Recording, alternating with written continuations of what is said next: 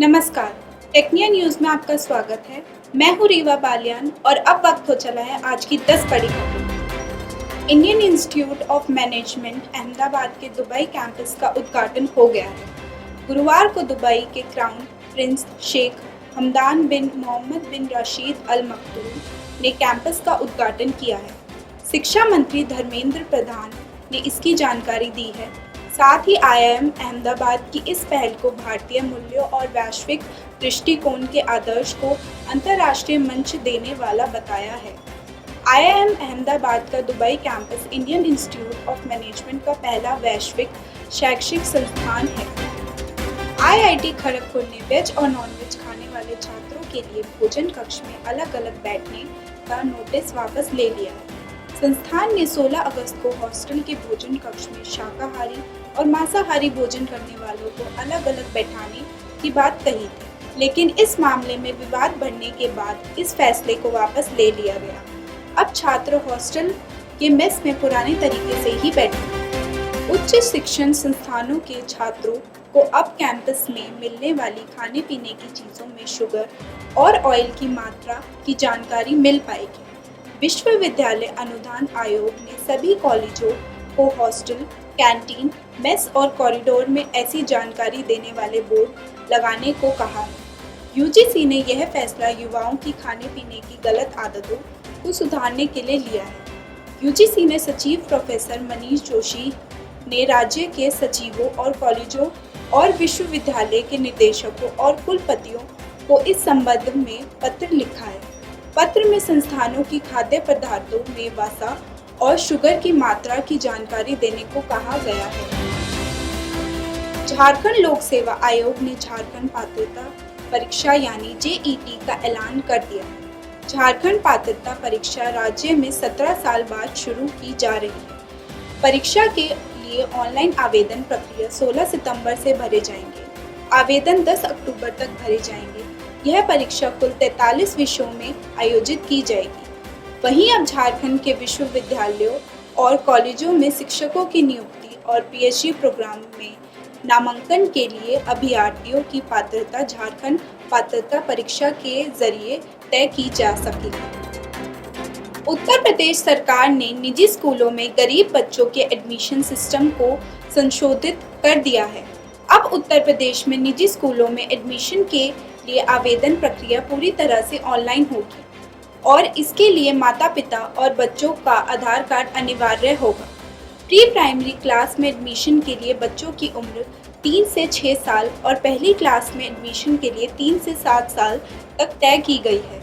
इसके अलावा नए नियमों के अनुसार जिन परिवारों की वार्षिक आय 1 लाख रुपए तक है, प्राइवेट स्कूलों को उनके बच्चों को भी एडमिशन देना होगा। ऐसे में चयनित छात्रों की फीस की जिम्मेदारी सरकार उठाएगी।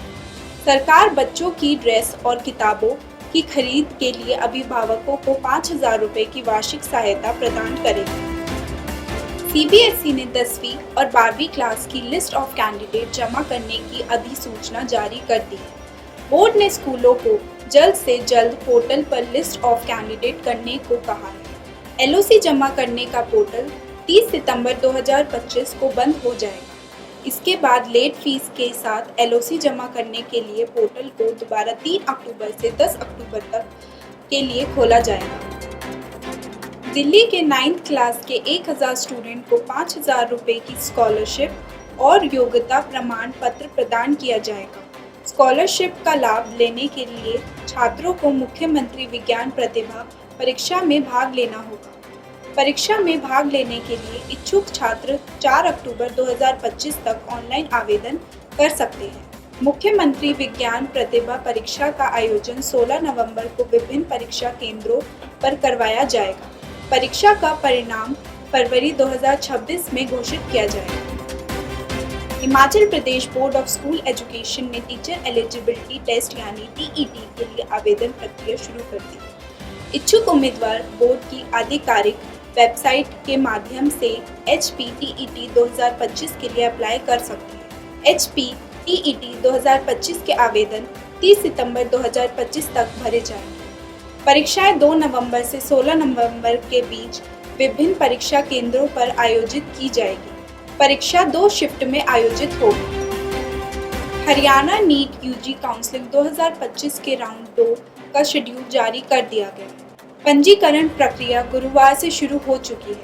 इच्छुक उम्मीदवार Pandit BD. Sharma university of health sciences Rohtak की आधिकारिक वेबसाइट के माध्यम से ऑनलाइन आवेदन भर सकते हैं।